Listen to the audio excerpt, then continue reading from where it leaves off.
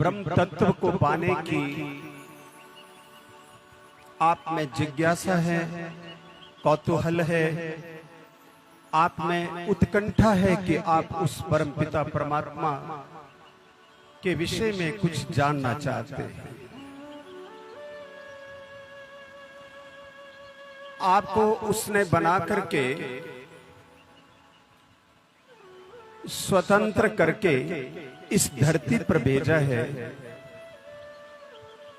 परमात्मा ने कहा कि मैं तुम्हें बना करके भेज रहा हूं, तुम मुझे ढूंढो। मैं कहा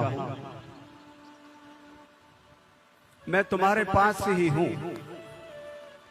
बस ढूंढ लो मुझे।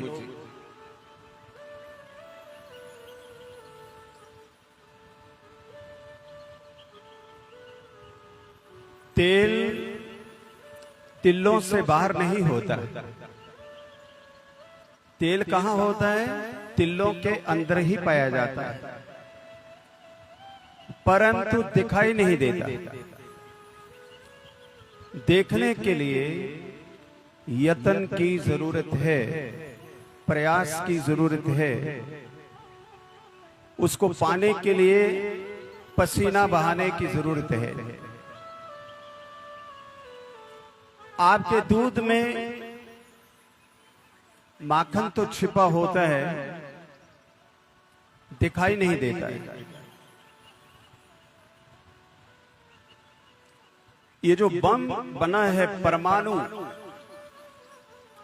परमाणु का एक अर्थ होता है कि जो सबसे छोटा कण है उसे परमाणु कहते हैं। धूल के कणों में जो सबसे छोटा कण है उसको परमाणु कहते हैं। पर जब धमाका होता है तो लाखों लोग मर जाते हैं।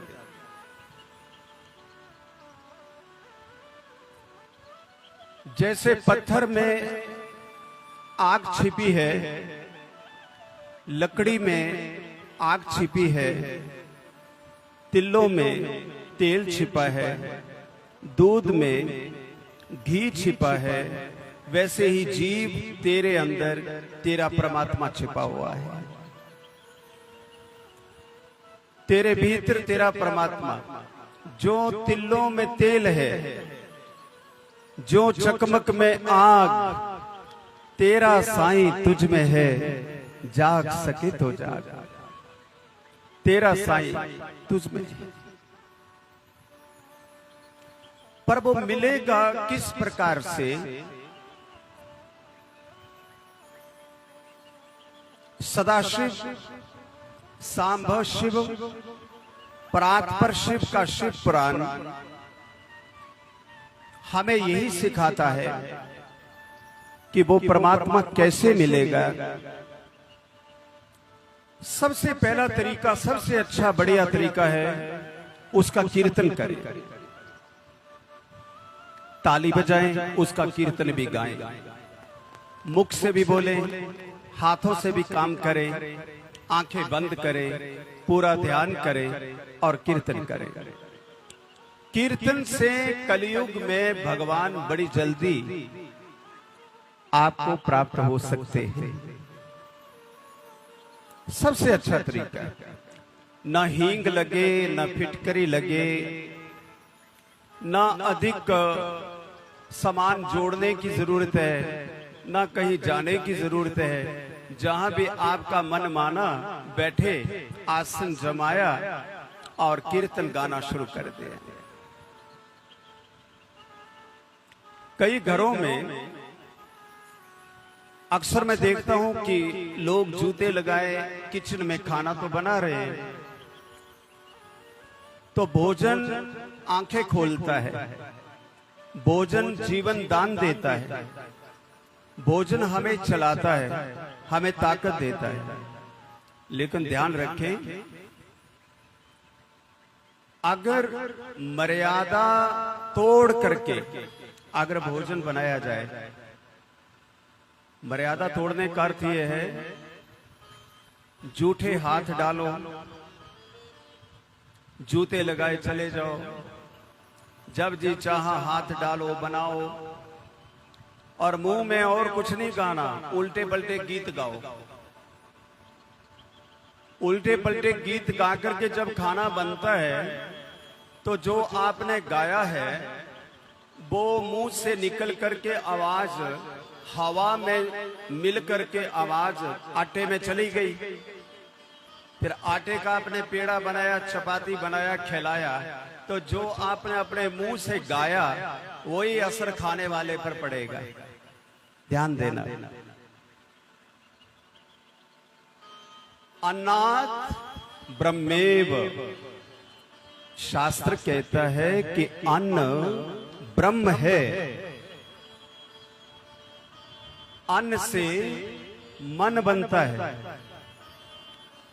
मन अगर सीधा होगा तो ऊपर की तरफ ले जाएगा, उल्टा हो गया तो खाई खड्डे में ले जाएगा। ये तुम्हारी मर्जी है कि मन को साफ बनाना है या गंदा बनाना है। तो किचन में जब भी जाए, रसोई घर में जब भी जाए, अन्नपूर्णा देवी वहां है।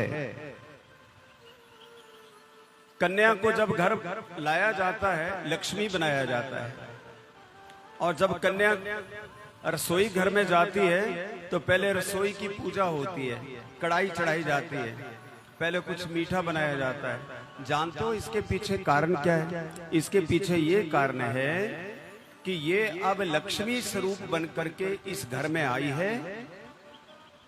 दिन दूना रात चौगना ये घर तरक्की करेगा, उन्नति करेगा, आगे बढ़ेगा।